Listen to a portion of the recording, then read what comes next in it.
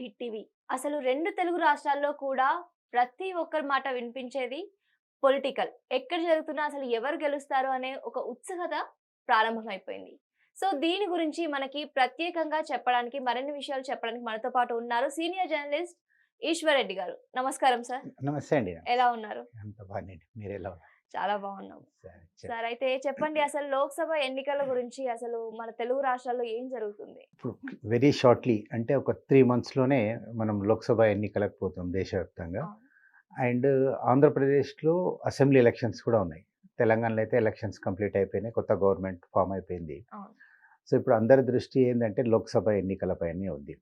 లోక్‌సభ ఎన్నికల్లో మొత్తం దేశవ్యాప్తంగా ఇప్పుడు కాంగ్రెస్ వర్సెస్ బీజేపీ అవును. అంటే ఎన్డీఏతో ఉంది. ఇండియాలో ఏంటంటే బీజేపీ వాళ్ళు ఈ మధ్య కాలంలో అంటే ఈ మంత్ 22 నాడు అయోధ్యలో రామ జన్మభూమి ఎక్కడైతే కూల్చేశారో అదే ప్లేస్‌లో కన్‌స్ట్రక్షన్ చేసిన దాంట్లో రామాలయము, బాలరాముని ప్రాణప్రతిష్ఠ చేశారు. అవును. ఈ ప్రాణప్రతిష్ఠ తర్వాత వాళ్ళు దేశవ్యాప్తంగా గూడా ఒక ఉ ఉత్సాహంతో మొత్తం దేశవ్యాప్తంగా గూడా ఈ ఒక కార్యక్రమాలు టేకప్ చేశారు. ఇంతెందుకండి మన దగ్గర కూడా తెలంగాణలో ప్రత్యేక రైళ్ళను కూడా స్టార్ట్ చేస్తారు. ఈ అవును. నెల 5వ తేదీ నుంచి ఒక్కో జిల్లా నుంచి ఒక రైలు అయోధ్యకి. అవును. వాళ్ళే స్పెషల్ ట్రైన్స్ అవును. టోటల్‌గా. డైరెక్ట్‌గా ఉంటుంది. యాహ్! సో, ఈ విధంగా వాళ్ళేందంటే ఇ ఒక మతం అంటే పోలరైజేషన్ కోసమే వీళ్ళు చేసిన పెద్ద ప్రయత్నం ఇది.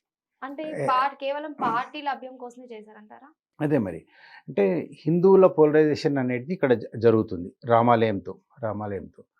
సో, అప్పుడేందంటే వాళ్ళ కాన్సెప్ట్ ఏందంటే బీజేపీ వాళ్ళ కాన్సెప్ట్ ఏందంటే పార్టీలకు అతీతంగా ఎట్లయితే రాముని కోసం అందరూ కృషి చేశారో, అయోధ్యలో రామాలయం నిర్మాణం కోసం అందరూ కృషి చేశారో, అదేవిధంగా ఇప్పుడు రాబోయే లోక్సభ ఎన్నికల్లో పార్టీలకు అతీతంగా మళ్ళీ అందరూ బీజేపీకి సపోర్ట్ జేయాలి ఓకే. అనే లక్ష్యంతోనే వాళ్ళు బాగా కష్టపడి పనిచేస్తున్నారు. సో, ఇది ఎంత వరకి బీజేపీకి ప్లస్ పాయింట్ అవుతుందంటారు? ఆ! ఇది బీజేపీకి బాగా ప్లస్ పాయింట్ అవుతుంది అనే ఒక పెద్ద ఎత్తున టాక్ నడుస్తుంది. అంటే 400 సీట్లు లోక్సభ సీట్లు వస్తాయనే ఒక ఆలోచనతోని వాళ్ళున్నారు. అయితే దీన్ని ఎదుర్కోవడానికి రాహుల్ గాంధీ గారు ఏం చేశారంటే భారత్ జోడో న్యాయ్ యాత్ర అని మళ్ళీ స్టార్ట్ చేశారు. అంటే లేదంటే కాంగ్రెస్ పార్టీ భూస్థాపితం అయిపోతుంది. కనిపించకుండా పోతుంది అసలు. వీళ్ళ వీళ్ళ వేవ్‌తో బీజేపీ వాళ్ళు చేసే ఈ కార్యక్రమాలతో కాంగ్రెస్ కనుమేరలా కనిపించదనే ఒక దాన్ని తట్టుకోవడానికి భారత్ జోడో యాత్రను రాహుల్ గాంధీ గారు టేకప్ చేసి స్టార్ట్ చేశారు. పాదయాత్ర స్టార్ట్ చేసేసారు ఆల్రెడీ దీన్ని. పెద్ద ఎత్తున స్టార్ట్ చేశారు. అయితే ఈ లోక్‌సభ ఎన్నికల్లో బీఆర్ఎస్‌కి ఎన్ని స్థానాలొస్తాయనుకుంటున్నారు? పోయినసారి అయితే మనకి 9 స్థానాల వరకే వచ్చినాయి. బట్ ఈసారి ఎన్ని స్థానాలు వస్తాయంటారు? ఆ! మీరడిగింది మంచి ప్రశ్న హారిక గారు. ఆహ్, అంటే ఎన్నికలకి ఇంకా 2 నెలలు టైముంది. టైం 100 డేస్ కంటే ఎక్కువ లేదు.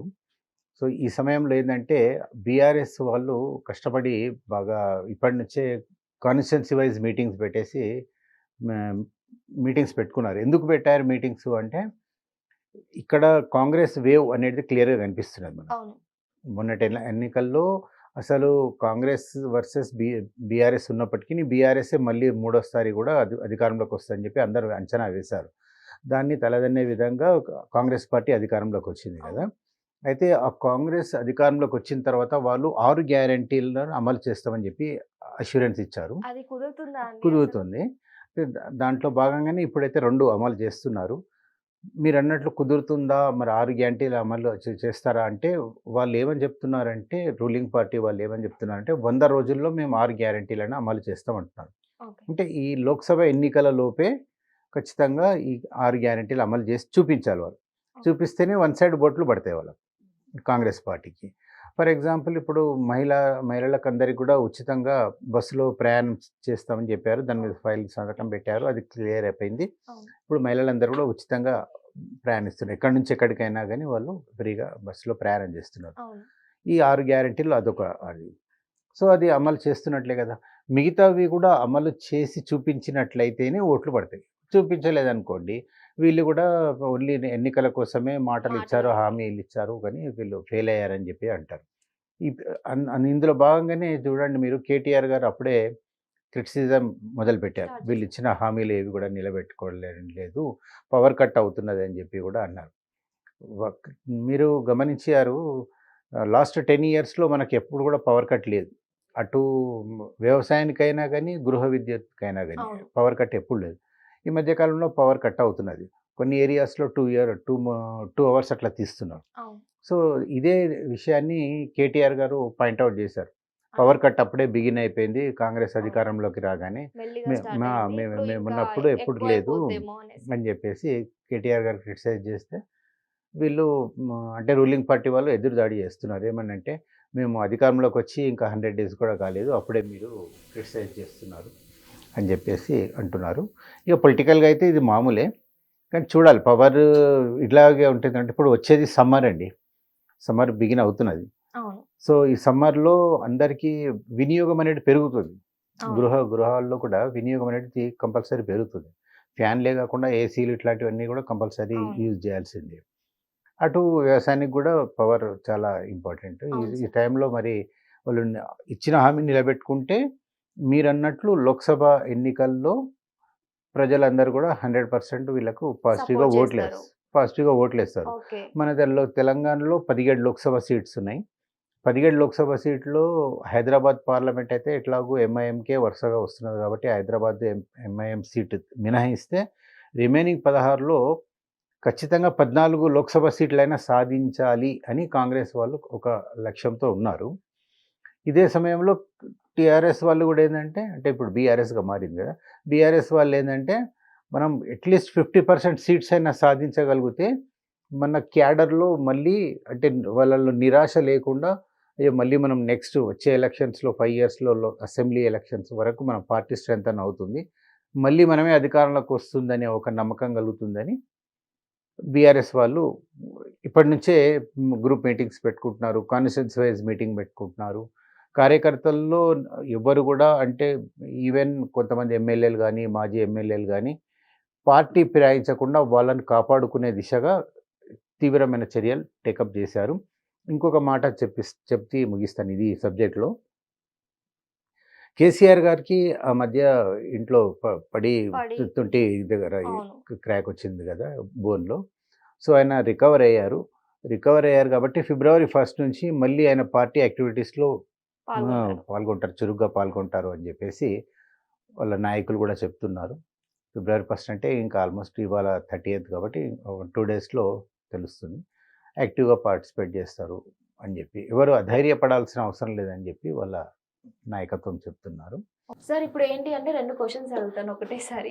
అదేంటి అంటే ఇందాక మీరు చెప్పినట్టు 100 రోజులలో కాంగ్రెస్ ఈ 6 పథకాల్ని పూర్తి చేస్తుంది అనేసి అది పాసిబుల్ అవుతుందా? అంటే ఆల్రెడీ ఒక 50, 60 డేస్ అయిపోయాయి కాంగ్రెస్ వచ్చిన దగ్గర నుంచి. సో, ఈ కొద్ది రోజుల్లో అది పాసిబుల్ అవుతుందా? ఒకటి. 2 ఏంటంటే కాంగ్రెస్ వర్సెస్ బీఆర్ఎస్ఏ ఎందుకు? బీజేపీకి ఎందుకు ఉండట్లేదు స్కోప్ అనేసి? మీరు అడిగింది మంచి పాయింట్ హారిక గారు. అంటే బీఆర్ఎస్ వర్సెస్ కాంగ్రెస్ ఉంది. మన తెలంగాణ వరకొస్తే. అవును. ఈవెన్ ఆంధ్రాలో కూడా అట్లాగే ఉంటుంది. అవును. అంటే బీఆర్ఎస్ లేదు గానీ అక్కడ టీడీపీ వర్సెస్ జగన్. జగన్. అయితే మన తెలుగు రాష్ట్రాల్లో ఈ పరిస్థితి ఎందుకుంది అంటే ఇక్కడ ప్రాంతీయ పార్టీల ప్రాబల్యం ఎక్కువ ఉంది. మీరు చెప్పినట్లు నార్త్ ఇండియాలో, ఉత్తర భారతదేశంలో బీజేపీ మొత్తం బలంగా ఉంది. బీజేపీయే ఉంటుంది. సో, బీజేపీ బలంగా ఉంది. అక్కడి ఇష్యూస్ వేరు. అండ్ కాంగ్రెస్ కూడా అక్కడ ఇక్కడ ఇక్కడ ఉన్నంత వీక్‌గా లేదు. అక్కడ కొంచెం పుంజుకుంది. ఓకే. సో, ఈ 2 మీరు అడిగిన ఇంకో క్వెషన్ ఏంటంటే ఈ ఈ ఈ కొద్ది రోజుల్లో ఆ 6 6 పథకాలు పూర్తవుతాయా? 6 పథకాలు అమలు గురించి మనం మాట్లాడుకుంటే, వాళ్ళు అధికారంలోకి రాగానే ఈ 6 పథకాలు అమలు చేస్తామన్నారు. రైతు బంధు ఒకటి ఏస్తామన్నారు. ఇంకా పూర్తిగా రాలేదని చెప్పి అసంతృప్తి ఒకటి జరుగుతున్నది రైతుల నుంచి. అవును. రెండోదేందంటే పవర్ కట్స్ జరుగుతున్నాయనేది ఇంకొక విమర్శ జరుగుతున్నది. ఆ విషయంలో వాళ్ళు క్లారిటీ ఇస్తున్నారు. లేదు పవర్ కట్ ఏం జరగట్లేదని వీళ్ళు అంటున్నారు. కేటీఆర్ గారేమో పవర్ కట్ బిగిన్ అయిందని చెప్పి ట్వీట్స్ చేస్తారు. వాళ్ళు కూడా ట్వీట్ చేశారు. హ్మ్. ఇంకా చూడాలి మరి. ఎందుకంటే ఒకటైతే మీరు గమనించాలి. ఉచిత బస్సు ప్రయాణం అయితే బిగిన్ అయిపోయింది. అవును. ఇమ్మీడియేట్‌గా బిగిన్ అయిపోయింది. అది మహిళలందరూ కూడా యూజ్ చేస్తున్నారు మ్యాక్సిమం. ఏదో ఒకరిద్దరు కొంతమంది అసలు బస్సు టికెట్ కూడా కొనుక్కోలేని పరిస్థితిలో ఉన్నామా మేము, బస్సు టికెట్ కొనుక్కోగలుగుతాం అని చెప్పేసి మహిళలు కొంతమంది కూడా అంటున్నారు. కానీ మ్యాక్సిమం అయితే మహిళలు యూజ్ చేస్తున్నారు ఆ బస్సుని. తెలంగాణలో ఎక్కడి నుంచి ఎక్కడికైనా వెళ్ళడానికి వాళ్ళకి ఆ సౌకర్యం ఇచ్చిన వాగ్దానంలో 6 2 అయితే ఇమీడియట్గా జరుగుతున్నాయి. రిమైనింగ్ వాగ్దానాల గురించి, హామీల గురించి 100 డేస్లో కంప్లీట్ చేస్తాం, 100% కంప్లీట్ చేస్తామని చెప్పి అంటున్నారు. వాళ్ళు చేయలేని పరిస్థితి వస్తే మాత్రం వాళ్ళకి ఇమీడియట్గా ప్రజల నుంచి రియాక్షన్ అనేది మనకు లోక్సభ ఎలక్షన్స్లోనే క్లారిటీ వచ్చేస్తుంది. వాళ్ళు ప్రజల నుంచి వ్యతిరేకత వస్తుంది. సో చూడాలి దాని గురించి. మనకు లోక్సభ ఎలక్షన్స్ వరకు తేలిపోతుంది ఏంటి అనేది గవర్నమెంట్ పరిస్థితి. ఇది సార్ తెలంగాణకి కొత్త ఆదాయ వనరులు, ఈ సోర్సెస్ అసలు ఎక్కడి నుంచి వస్తున్నాయి? ఇప్పుడు ఆదాయం అంటే చూడండి, మనకు ఉమ్మడి ఆంధ్రప్రదేశ్ నుంచి రాష్ట్ర విభజన జరిగిన తర్వాత తెలంగాణకి మిగులు బడ్జెట్ ఉండేది మనకి. ఆ తర్వాత ఏంటంటే అధికారంలోకి వచ్చిన టీఆర్ఎస్ వాళ్ళు ఇచ్చిన హామీలన్నీ కూడా అమలు చేయడానికి, లైక్ ఉచిత విద్యుత్తు, రైతు బంధు, రైతు భరోసా, కళ్యాణ్ లక్ష్మి, ఇలా చెప్పుకుంటూ పోతే చాలా వరకు ఇవన్నీ స్కీమ్స్ అమలు చేశారు. దళిత బంధు ఇవన్నీ ఇట్లాంటివి ఇచ్చారు కదా. వీటన్నిటికి కూడా ఏంటంటే నిధులు భారీగా ఖర్చు చేయడం వల్ల ఇప్పుడు లోటు బడ్జెట్ ఏర్పడ్డది. అవును, ఇప్పుడు మొత్తం ఖజానా ఖాళీ అయిపోయింది. అందుకే రేవంత్ రెడ్డి గారు ఏమని చెప్పారంటే, మేము అధికారంలోకి వచ్చిన తర్వాత ఖాళీ కొండ అనిపిస్తున్నా చెప్పిన లంక మీద లేవు అని చెప్పేసి ఆయన కామెంట్ చేయడం కూడా జరిగింది సీఎంగా ప్రమాణ స్వీకారం చేసిన తర్వాత. ఆ లెక్కన చూస్తే మనకి ఇప్పుడు లోటు బడ్జెట్ ఉంది. మరి లోటు బడ్జెట్ని పూర్తి చేసుకోవాలి, వాళ్ళు ఫుల్ఫిల్ చేసుకోవాలి. తర్వాత వీళ్ళు అనౌన్స్ చేసిన స్కీమ్స్ కూడా ఏం తక్కువ ఏం లేవు కదా. వీళ్ళు ఉచిత విద్యుత్తు అమలు చేయాల్సిందే ఇప్పుడున్న కాంగ్రెస్ ప్రభుత్వం. తర్వాత బస్సు సౌకర్యం, బస్సుల వల్ల పర్ డే 7 కోట్లు నష్టం ఉంది. సో ఇవన్నీ ఫుల్ఫిల్ చేసుకోవాలంటే రాష్ట్ర ప్రభుత్వానికి ఆదాయ వనరులు సమీకరించుకోవాలంటే ఈ 2-3 మార్గాలు ఉంటాయి. ఒకటి ఏంటంటే స్టాంప్ డ్యూటీ ఇంక్రీజ్ చేసుకోవడం. రెండోది ఏంటంటే భూములు, ప్రభుత్వ భూములు ఉంటాయి, దేవాలయ భూములు ఉంటాయి. వాటిని కొన్ని అమ్మడానికి స్కోప్ ఉంటుంది, కొన్ని దేవాలయ భూములు ఏమో అమ్మడానికి ఛాన్స్ ఉండదు. వాటిని ప్రభుత్వము లీజ్కి ఇవ్వడం జరుగుతుంది. లీజ్కి ఇస్తే దాని నుంచి కూడా మనకు ఆదాయం సమకూరుతుంది. ఇక మూడో ప్రధాన ఆదాయం ఏముంటుందంటే ప్రభుత్వానికి ఎక్సైజ్ డ్యూటీ, లిక్కర్, అది ఎక్సైజ్ డ్యూటీ బాగా వస్తుంది ప్రభుత్వానికి. తర్వాత ఈ పెట్రోల్ పైన కూడా, పెట్రోల్ డీజిల్ ఇంధనం నుంచి కూడా మనకి కొంత పర్సెంటేజ్ ఆఫ్ యాడ్ అవుతుంది మనకు స్టేట్ గవర్నమెంట్కు. ట్యాక్స్ వస్తుందిగా, వ్యాట్. సో ఇట్లాంటివి కౌంట్ చేసుకుంటూ పోతే మనకు ఆదాయం సమకూరుతుంది. అయితే మెయిన్గా ఏంటంటే ఎక్సైజ్ వల్లనే ఎక్కువ ఆదాయం సమకూరుతుంది, ప్లస్ స్టాంప్ డ్యూటీ, వీటి వల్ల ఆదాయం సమకూరుతుంది. వీటిని కూడా ధరలు పెంచుతారు అనే ఒక చర్చ జరుగుతున్నది, ప్రచారం జరుగుతున్నది. చూడాలి అది అల్టిమేట్గా ఎవరికి వస్తుంది అంటే మళ్ళీ కామన్ మ్యాన్ మీదనే పడుతుంది. ఇప్పుడు చాలా మంది ఏమనుకుంటారంటే మనం ఇన్ని గవర్నమెంట్ నుంచి ఫ్రీగా వస్తున్నాయి కదా అనుకుంటారు, కానీ ఇటు తిరిగి మళ్ళీ ప్రజల మీదనే భారం పడుతుంది. అది ప్రభుత్వం మాత్రం ఎక్కడి నుంచి తీసుకొస్తుంది ఫండ్స్? ఎక్కువ ఫండింగ్ తేలేకపోతే మళ్ళీ ఆర్బీఐని ద్వారా మనం ఓడి తెచ్చుకోవాల్సి వస్తుంది, ఓవర్ డ్రాఫ్ట్ తీసుకొచ్చుకోవాలి. అది భారం ఇంకా ఎక్కువ అవుతుంది. ప్రభుత్వాలు కూడా ఏంటంటే ఉచిత హామీలు ఇవ్వడం ద్వారా ప్రజలకు ప్రభుత్వం ఖజానా ఖాళీ ఏర్పడ్డప్పుడు ఏం చేస్తున్నట్టే వేరే మార్గాల్లో వాళ్ళు ఆదాయం సమకూర్చుకోవడానికి చేస్తున్నారు. ఇంకొక పాయింట్ కూడా మనం ఇక్కడ చెప్పుకోవచ్చు, కేంద్ర ప్రభుత్వ నిధులను కూడా మనకు అందుతాయి. కేంద్రం నుంచి కొన్ని స్కీమ్స్, కేంద్రం నుంచి కొన్ని స్కీమ్స్ ఇంప్లిమెంటేషన్ కోసం వస్తాయి. ఉదాహరణకి ఎస్సీ ఎస్టీ సప్లాన్ ఉంటుంది. ఎస్సీ ఎస్టీ సప్లాన్ అంటే ఎస్సీల అభివృద్ధికి, ఎస్టీ కాలనీల అభివృద్ధి కోసం సెంట్రల్ గవర్నమెంట్ ఫండింగ్ ఇస్తుంది, మనకు ఫండ్స్ ఇస్తుంది. ఆ ఫండ్స్ని వీళ్ళు ఏం చేస్తారంటే స్టేట్ గవర్నమెంట్ వేరే మార్గాల ద్వారా దాన్ని మళ్ళిస్తారు, కొంత ఖర్చు పెడతారు, మిగతా అంతా కూడా ఈ బెనిఫిషరీస్ కోసము డైవర్ట్ చేయడం జరుగుతుంది. అయితే దీన్ని గతంలో అనేక సార్లు కూడా కాగ్ తప్పు పట్టింది. CAG means CAG, controller and auditor general. ఈ కాగ్ కూడా తప్పు పట్టింది. రాష్ట్ర ప్రభుత్వాన్ని మందలించింది. చురకలు వేసింది, మీరు ఇట్లా ప్రతిసారి మళ్ళిస్తున్నారు. ఉమ్. ఎస్సీ ఎస్టీల అభివృద్ధి కోసం కేంద్రం ఇచ్చిన నిధులను కూడా మీరు దారి మళ్ళిస్తున్నారని చెప్పేసి కూడా తప్పు పట్టింది. కాగ్కున్న ఇదే డ్రాబ్యాక్ ఏంటంటే కాగ్ ఓన్లీ అక్షింతలు వేయగలుగుతుంది. అంటే జస్ట్ పిన్ చేయగలుగుతుంది చెప్తుంది. తప్ప వాళ్ళకి యాక్షన్ తీసుకుని రైట్ లేదు. రైట్స్ లేదు. సో అదొక మనకు డిసడ్వాంటేజ్. దాన్ని అపోజిషన్ వాళ్ళు ఏదో క్రిటిసైజ్ చేస్తారు తప్ప ఆ ఒక రోజు 2 రోజులు దాని తర్వాత మళ్ళీ మర్చిపోవడమే ఇంకా. మర్చిపోవడం జరుగుతుంది. సో ఇట్లా కేంద్రం ఇచ్చే నిధులు ఎవరికైతే కేటాయిస్తారో వాళ్ళకే ఇస్తే వినియోగించడం ద్వారా బెనిఫిట్ అవుతుంది, బెనిఫిషియర్స్కి లాభం చేకూరుతుంది. సో ఓవరాల్ గా ఇప్పుడు ఎట్లాగో తెలంగాణ గురించి మాట్లాడుకున్నాం కాబట్టి ఈ ఒక్క క్వశ్చన్ తో ఎండ్ చేద్దాం సార్. అసలు ఓవరాల్ గా తెలంగాణ పొలిటికల్ డెవలప్మెంట్ వచ్చిన కాంగ్రెస్ ప్రభుత్వం ద్వారా ఎలా ఉంది? అంటే ఇప్పుడు ప్రభుత్వం ఏర్పడి చాలా తక్కువ రోజులే అవుతున్నది. ఒక 6 నెలలు చూస్తే కానీ చెప్పలేదు. చెప్పలేము. ఎందుకంటే బిగినింగే కదా. ఇప్పుడు పుట్టిన పాప కూడా నడవాలి అంటే ముందు టైం పడుతుంది. టైం పడుతుంది. ఒక 1 ఇయర్ అయితే తప్ప పాప ఎలా తప్పటడుగులు ఉంటుంది? వేస్తూ నిలబడగలుగుతుంది. అవును. సో వెరీ షార్ట్ పీరియడే కదా. మనం అప్పుడే గవర్నమెంట్ మీద అంచనా వేయలేము. మీకు ఏదైనా కానీ హారిక గారు మీరు చూడండి, మ్, రాబోయే లోక్సభ ఎన్నికలు చాలా క్రూషియల్. అవును. మీరు మంచి అభివృద్ధి ఇప్పుడు ఇచ్చిన హామీలన్నీ కూడా అమలు చేస్తే ఖచ్చితంగా ప్రజల మీకు సపోర్ట్ ఉంటుంది, మీకు రిజల్ట్ మంచిగా వస్తుంది. అవును. మీరు అంచనా వేసుకుంటున్నట్టు 14 సీట్లు అంటే 14 సీట్లు వచ్చి తీరుతాయి. లేదు మీరు ఇచ్చిన హామీలు ఎట్లాగో పవర్లోకి వచ్చేసినాం కదా అని చెప్పేసి నెగ్లెక్ట్ చేస్తే మాత్రం ప్రభావం ఇమ్మీడియట్గా రిజల్ట్ అనేది చూపిస్తుంది. అవును. ఈ మధ్య అంటే మన ప్రజలు కూడా ఎక్కువ వెయిట్ చేయట్లేదు. కొన్ని రోజులు చూస్తాము, చూస్తారు, లేదంటే యాక్షన్ తీసుకుంటాము యాక్షన్ అన్నలానే ఉన్నారు.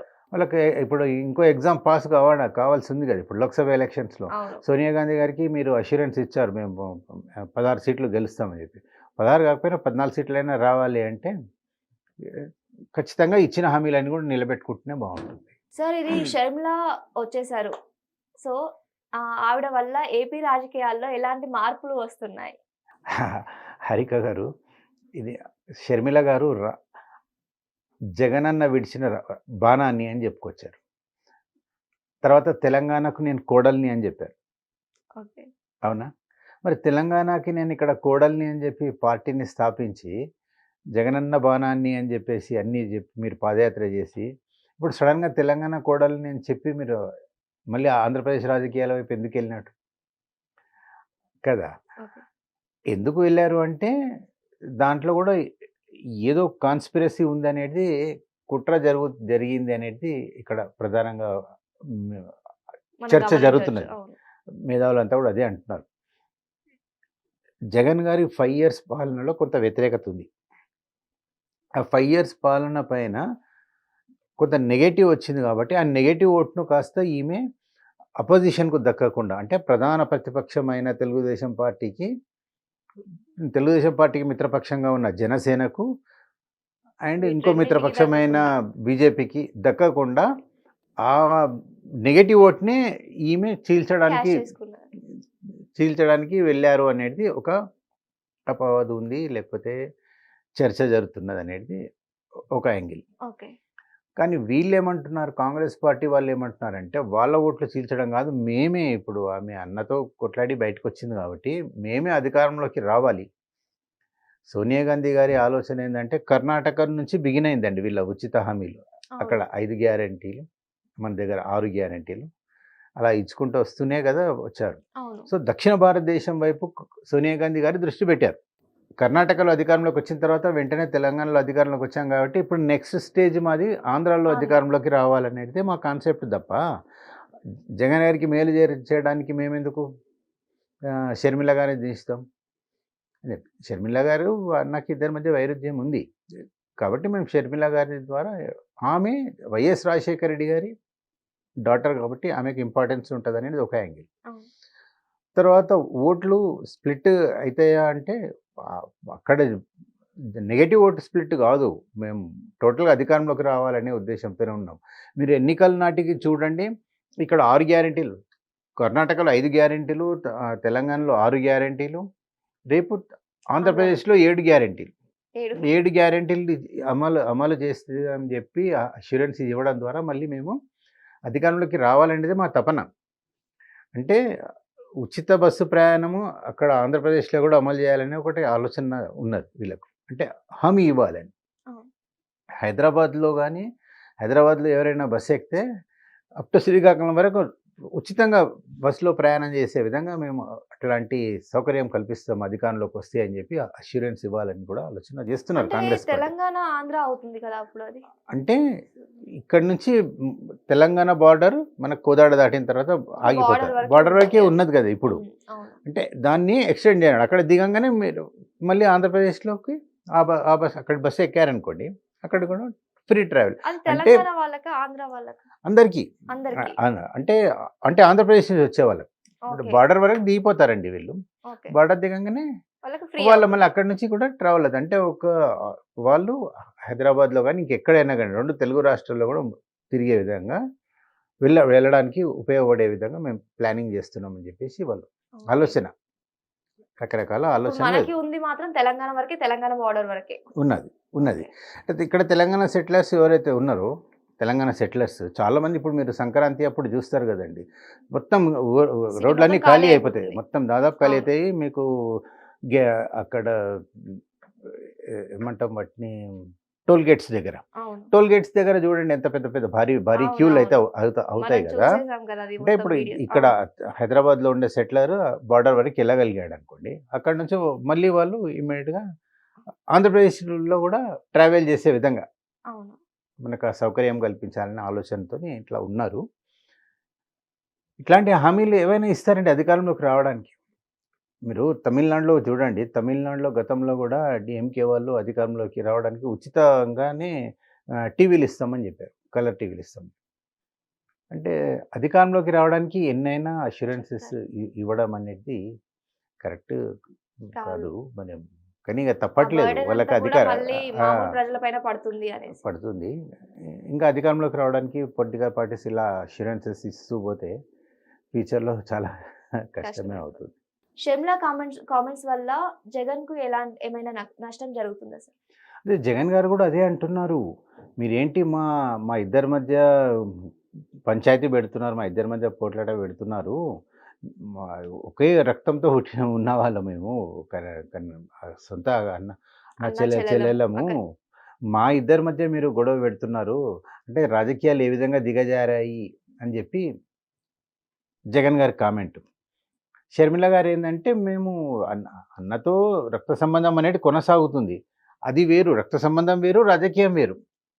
అదదే ఇది మీకెట్లయితే ఇది. యాంబిషన్ ఉందో నాకు కూడా రాజకీయంగా యాంబిషన్ ఉంది కాబట్టి నేను చేస్తున్నా. ప్రజలకు సేవ చేయాలనే ఉద్దేశంతో నాన్నగారి అంటే రాజశేఖర రెడ్డి గారి ఆశీస్సులతో నేను రాజకీయాల్లోకి ఎంటర్ అయ్యాను అని చెప్పి షర్మిల గారి కామెంట్. ఓకే. చూడాలి. సార్ ఇప్పుడు టీడీపీ, జనసేన మనకి కలిసిపోయాయని విన్నాము. కానీ ఈ మధ్యే కొంచెం విభేదాలు తలెత్తడము 2 సీట్ల కోసము. సో దీన్ని భవిష్యత్తులో ఎలా చూడొచ్చు? అంటే తెలుగుదేశం పార్టీ, జనసేన మధ్య పొత్తు కుదిరింది. అవును. అయితే సీట్ల విషయంలో జనరల్‌గా భిన్నాభిప్రాయాలొస్తాయి. భేదాభిప్రాయాలొస్తాయి. ఓకే. ఎందుకు అలా వస్తున్నాయంటే, ఒక ఏదైనా ఒక కాన్స్టిట్యుయెన్సీ తీసుకోండి. ఆ కాన్స్టిట్యుయెన్సీలో తెలుగుదేశం పార్టీ నాయకుడు బలంగా ఉన్నాడనుకోండి. అదే సీట్‌ను జనసేన వాళ్ళు అడిగితే, పొత్తులో భాగంగా ఆ సీటు వాళ్ళకి కేటాయించాలన్నప్పుడు ఈ తెలుగుదేశం పార్టీ అతను రెబెల్‌గా మారతాడు. తిరుగుబాటు చేస్తాడతను. నేను 10 సంవత్సరాల నుంచి నేను కష్టపడుతున్నా ఇక్కడ. జెండా మోసా నేను. కార్యకర్తలను సమీకరించుకున్నా. కోట్లాది రూపాయలు నేను ఖర్చు చేసుకున్నా. నువ్వు పార్టీ ఇప్పుడొచ్చి కోసం నేను ఇవ్వమంటే పార్టీ కోసం నేను కష్టపడ్డా. పార్టీ స్ట్రెంథెన్ కావడానికి నేను కష్టపడితే, మీరు లాస్ట్ అవర్‌లో జనసేనకి ఇవ్వడం ద్వారా నేను రాజకీయంగా మీ నష్టపోతాను గదా! అని ఆవేదన ఉంటది నేచురల్‌గా. అయితే ఇది కొత్త గాదు. మనకి ఎప్పుడైనా గాని చూడండి మీరు పొత్తులు పెట్టుకున్నప్పుడు కొన్ని స్థానాలు అపోజిషన్‌కి ఇవ్వాల్సి వస్తది. అయితే అక్కడ ఆల్రెడీ వాళ్ళేందంటే యాస్పిరెంట్స్ ఉంటారు. నాకు తప్పనిసరిగా ఈసారి సీటొస్తుంది అని జెప్పేసి జనంతో తను అన్ని వ్యాపారాలు వదులుకొని, ఉద్యోగాలు వదులుకొని కష్టపడతాను. పార్టీ పార్టీ కోసం కోసం కష్టపడతారు. కష్టపడతాను. తను గూడా ఇండివిడ్యువల్‌గా ఎమర్జ్ అవుతాడు, డెవలప్ అవుతాడు, అక్కడ ఆ కాన్స్టిట్యున్సీలో డెవలప్ అవుతాడు. లాస్ట్ అవర్‌లో ఇట్లాంటి పొత్తులు కుదిరినప్పుడు అపోజిషన్‌కు అంటే మిత్రపక్షానికి ఇయ్యాల్సొస్తది. మిత్రపక్షానికి ఇయ్యాలి సీట్ ఇచ్చినప్పుడు డెఫినిట్‌గా విభేదాలనేది వస్తాయి. కామనే. అయితే దాన్ని ఏ విధంగా సర్దుబాటు చేస్తారంటే, ఇప్పుడు మనం అధికారంలోకి రాబోతున్నాము. అధికారంలోకి వచ్చిన తర్వాత మళ్ళీ నిన్ను వెంటనే సరైన గుర్తింపు ఇస్తాము. అది రాజ్యసభనా లేకపోతే ఎమ్మెల్సీయా ఏదో రకంగా నీకు గుర్తింపు ఇస్తాము అని చెప్పేసి వాళ్ళని నచ్చజెప్పుకుంటారు. సహజమే. అవతల పార్టీ అయినా, ఇవతల పార్టీ అయినా వాళ్ళు ఆ విధంగా చెప్పుకుంటే తప్ప అక్కడ మళ్ళీ ఇప్పటి నుంచే వాళ్ళు ఇంకా ఎలక్షన్స్ సమయం ఉంది కాబట్టి, ఇప్పటి నుంచే ఈ పొత్తులనేది కుదిరితే అప్పటి వరకు కొంచెం దాని యొక్క ఆ ఇంటెన్సిటీ గొడవ అనేది తగ్గుతది. సర్దుబాటు అవుతుంది. సర్దుబాటు అవుతుంది కొంచెం. అయితే అసలు ఇక టోటల్‌గా రెండు తెలుగు రాష్ట్రాల్లో చూసుకుంటే రాజకీయాల గురించి మీరేం చెప్తారు? 2 తెలుగు రాష్ట్రాల్లో అంటే ఇప్పుడు తెలంగాణలో అయితే ప్రభుత్వం ఏర్పడి ఇంకా కొద్ది రోజులే అవుతుంది కొద్ది కాబట్టి మనం రోజులు ఎక్కువ కాబట్టి మనం చెప్పలేము. కొంచెం చూడాలి. సమయం చూడాలి. జగన్ గారికేందంటే అచంచలమైన విశ్వాసం ఏముందంటే, నేను చాలా అభివృద్ధి కార్యక్రమాలు టేకప్ చేసినా కాబట్టి నేను ఖచ్చితంగా మళ్ళీ తిరిగి అధికారంలోకి వస్తాననే నమ్మకంతోని జగన్ గారున్నారు. అయితే జగన్ గారి యొక్క ఆత్మవిశ్వాసాన్ని దెబ్బతీసే విధంగా వీళ్ళు తెలుగుదేశం పార్టీ, జనసేన ఒకవైపు వ్యూహ రచనలు చేస్తున్నారు. చంద్రబాబు నాయుడు గారికి ఆయన 50 రోజులు, 53 రోజుల పాటు జైల్లో గడపడం ద్వారా ఆయన పైన సానుభూతి పెరిగింది. ఒక అవును. సానుభూతి వచ్చింది. సి ఆ సానుభూతిని యాడ్ చేసుకుంటూ ఇటు జనసేనను కలుపుకుంటూ ఓట్ల స్ప్లిట్ కాకుండా ఇద్దరు కలిసి పోటీ చేయాలని ఒక ఆలోచన ఉన్నారు. ఇంకా ముందుకు చంద్రబాబు నాయుడు గారి ఆలోచన ఏందంటే, బీజేపీ వల్ల కూడా మనకు నష్టం జరుగుతుంది. బీజేపీ కూడా ఓట్లు స్ప్లిట్ చేయడం వల్ల మనం నష్టపోతామనే ఉద్దేశంతో బీజేపీని కూడా కలుపుకొని పోవాలనే ఆలోచనతో ఉన్నారు. ఓకే. ఎందుకు అంటే బీజేపీతో కలిసి ఉంటే ఏమవుతుందంటే, ఇప్పుడు రామ జన్మభూమి ఇష్యూతో అయోధ్యలో రామాలయం కన్‌స్ట్రక్షన్‌తో అవునవును. కొంత ఈ బీజేపీ పట్ల పాజిటివిటీ పాజిటివ్‌గా వచ్చింది ఉంది కదా! కాబట్టి, సో, ఆ దాన్ని ఓట్లు కూడా తీసుకుందాం. యాడ్ అవుతాయి. మీరు చూడండి హారిక గారు, గతంలో 1999లో వాజ్పేయి గారు కార్గిల్ యుద్ధం చేశారు. అవును. కార్గిల్ యుద్ధం చేయించారు పాకిస్తాన్ పైన. సో, అప్పుడు ఏమైందంటే బీజేపీ పట్ల ఆకర్షితులయ్యారు ప్రజలంతా గూడా. అవును. పాకిస్తాన్ యొక్క దుమ్ము దులపాలి, వీళ్ళ అహంకారం పెరిగిపోయింది అని. అప్పుడు హిందువుల్లో ఒక పోలరైజేషన్ యూనిటీ. వచ్చింది. అవును. వచ్చింది. ఆహ్, అదే విధంగా ఇప్పుడు రామాలయం ఇష్యూ వచ్చింది. అప్పుడు ఓకే. కూడా చంద్రబాబు నాయుడు గారు 1999లో బీజేపీతో కలిసి పోటీ చేసినందుకు మళ్ళీ అధికారంలోకొచ్చారు. ఓకే. సో, ఇప్పుడు అదే ఆ! ఆ వ్యూహరచనని ఇందులో వ్యూహం ఇప్పుడు ఇంప్లిమెంట్ చేస్తే చేద్దామనేసి. మళ్ళీ అది పోయిన సక్సెస్ అధికారం అవుతుందేమో అని. వస్తుంది అని చెప్పేసి ఒక ఆలోచనతో ఉన్నారు. చూడాలి, ఇంకా రోజు రోజుకు డెవలప్‌మెంట్స్ మారుతున్నాయి. తర్వాత ఫిరాయింపులు స్టార్ట్ అయ్యాయి. జగన్ గారు కూడా ఆహ్, ఎంత ప్రయత్నించినప్పటికిని కొంతమంది పార్టీ వదిలేసి బయటకొస్తున్నారు. వెళ్ళిపోతున్నారు. జంపింగ్స్ అవుతున్నాయి. తెలుగుదేశం పార్టీ వైపు వెళ్తున్నారు. తర్వాత ఆయన కొంతమందికి అంటే ఫీడ్‌బ్యాక్ తెప్పించుకుంటే, తన ఇంటెలిజెన్స్ రిపోర్ట్ తెప్పించుకుంటే, ఎవరి మీద నెగెటివ్ ఉందో వాళ్ళందరికీ టికెట్లు ఇవ్వనని చెప్పడంతో, వాళ్ళంతా అసంతృప్తితో ఉండి జగన్ ప్రభుత్వానికి వ్యతిరేకంగా వర్క్ చేస్తున్నారు. ఓకే. అదే పార్టీ ఎమ్మెల్యేస్. వాళ్ళంతా ఇప్పుడు టీడీపీకి సపోర్ట్‌గా నిలబడుతున్నారు. సో, రోజు రోజుకు ఆహ్, మారుతున్నాయి. అక్కడ ఈక్వేషన్స్ మారుతున్నాయి ఆంధ్రప్రదేశ్ రాజకీయాల్లో. చూడాలి ఇంకా డెవలప్‌మెంట్స్ ఏ విధంగా టర్న్ అవుతాయి. ఎవరికి అనుకూలంగా పరిస్థితులు మారుతాయి. ఈ అనుకూలంగా మారుతున్న పరిస్థితి సమయంలో షర్మిల గారి రోల్ ఎలా ఉంటుంది? మళ్ళీ ఆమె ఇంతకుముందు చేసినట్లు పాదయాత్ర చేస్తారా? జనాన్ని సమీకరించుకుంటారా?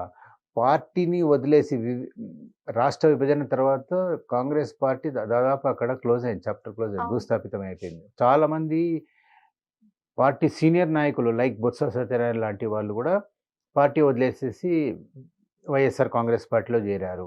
సో, ఇట్లా ఎగ్జాంపుల్ చెప్పుకుంటా పోతే చాలామంది ఉంటారు. వాళ్ళందరినీ గూడా మళ్ళీ తన కాంగ్రెస్ పార్టీలోకి తను ఆహ్వానించగలుగుతారా? వాళ్ళని వెనక్కి తెచ్చుకోగలుగుతారా? తీసుకోగలుగుతారు. ఇట్లా ఆమెకు క్రూషియల్ పీరియడ్ ఆమెకు. ఎవ్రీ మినిట్, ఎవ్రీ అవర్ ఆమెకు చాలా కౌంట్స్. ఇంపార్టెంట్.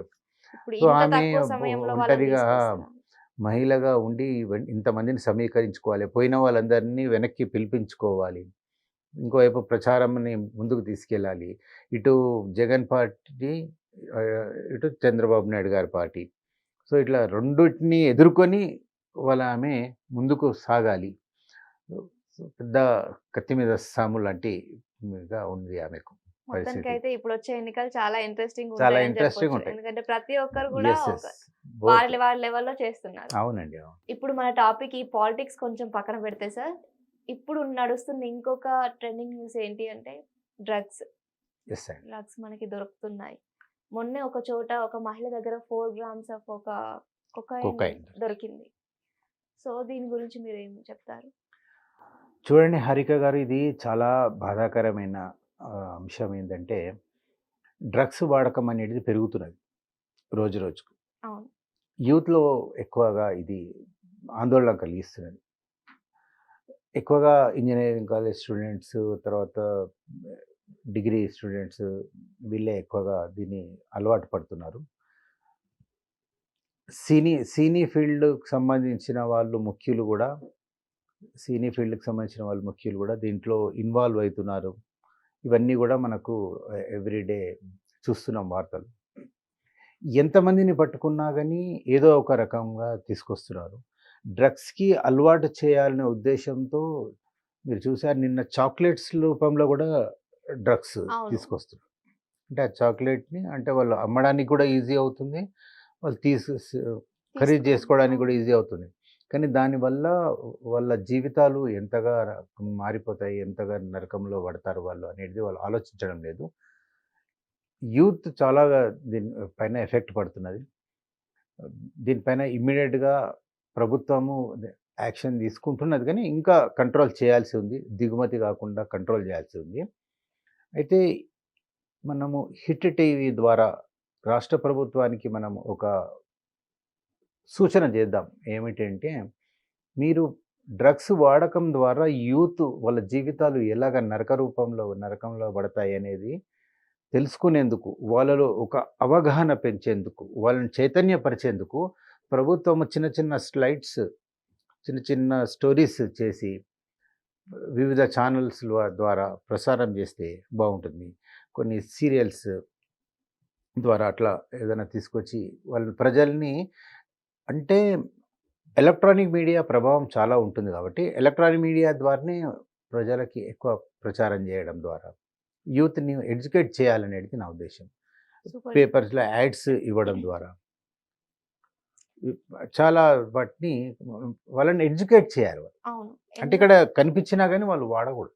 అవును. తీసుకెళ్ళి దాన్ని చెత్త బట్టలేయాలి. చాలా మంచి విషయం. అట్లాంటివి చేసే విధంగా వాళ్ళని ఎడ్యుకేట్ చేసేందుకు ప్రభుత్వం కృషి చేయాలి. ప్రభుత్వము ఇమ్మీడియేట్‌గా ప్రధాన కర్తవ్యం ఏమిటంటే, మీరు కంట్రోల్ చేస్తూ ప్రజల్ని, ముఖ్యంగా యూత్‌ని ఎడ్యుకేట్ చేయాల్సిన అవసరం. అంటే ఇప్పుడు యూత్ వాళ్ళకి కూడా మనకు ఏమంటామండి, నేటి యువతనే మనకు నేటి వాళ్ళే రేపటి పౌరులు పౌరులు. అంటున్నాం కదా! అంటే అటువంటి యూత్‌ని మనం కాపాడుకోవాలి.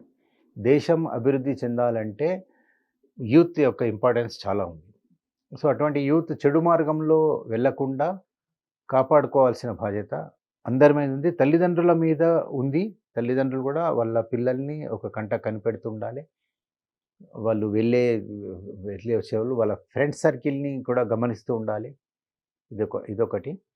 రెండోది, నేను ఇంతకుముందు చెప్పినట్లు ప్రభుత్వము ప్రచార మాధ్యమాలను యూజ్ చేసి చిన్న చిన్న స్లైడ్స్ చేసి, చిన్న చిన్న బిట్స్ ఒక 3 నిమిషాలు, 4 నిమిషాలు ఏదైనా స్టోరీస్ అట్లాంటివి చేసేసి చేయడం ద్వారా వాళ్ళకు ఒక అవగాహన ఏర్పడుతుంది. మనం ఒక డ్రగ్ వాడకం ద్వారా మన ఆర్గన్స్ ఎలా దెబ్బతింటాయి, మనం ఏ విధంగా ప్రవర్తిస్తాము ఫ్యూచర్‌లో, పిచ్చి పిచ్చిగా ఎలాగా మ్యాడ్‌గా ప్రవర్తిస్తారు, దాని ద్వారా అనవసరంగా మనం హెల్త్ ఇష్యూస్ వస్తాయి. ఇట్లాంటివన్నిటిని కూడా మనం తెలుసుకోవాలి. ప్రజలు తెలుసుకునే విధంగా, యూత్ తెలుసుకునే విధంగా ఎడ్యుకేట్ చేయాలనేది నా opinion. Thank you so much sir. ఎన్నో మంచి విషయాలను చెప్పారు. మీరు కూడా విన్నారు కదండీ! అసలు అంటే చిన్న పిల్లలే దాదాపు ఒక 15, 16, 17 ఈ సంవత్సరాల్లోపు కూడా అసలు చిన్న పిల్లలు కూడా చాలా ఎఫెక్ట్ అవుతున్నారు డ్రగ్స్‌కి. ఇంకా పెద్దవాళ్ళైతే చెప్పనక్కర్లేదు. సో, చిన్న పిల్లల నుంచే ఇలాంటి అలవాటవుతుంది అంటే మనం అర్థం చేసుకోవచ్చు ఎంతగా వాడకం పెరిగిందో. ఇలాంటి వాటిని తగ్గించాలంటే ఫస్ట్ మన దగ్గర ఉన్న వాళ్ళకి మనం ఎడ్యుకేట్ చేయాలి. లేదు ఇంకొకటి ఏంటి అంటే ప్రభుత్వం కూడా చాలా సీరియస్‌గా దీనిపై యాక్షన్ తీసుకొని సార్ చెప్పినట్టు ఎడ్యుకేట్ చేయడము, మోటివేట్ చేయడము. ఇలాంటివన్నీ కూడా చేస్తే బాగుంటుంది. ఇలాంటి మరెన్నో విషయాల్ని మనం మళ్ళీ మళ్ళీ తెలుసుకుందాం మరిన్ని వీడియోస్‌తో. అంతవరకు సెలవు. నమస్కారం.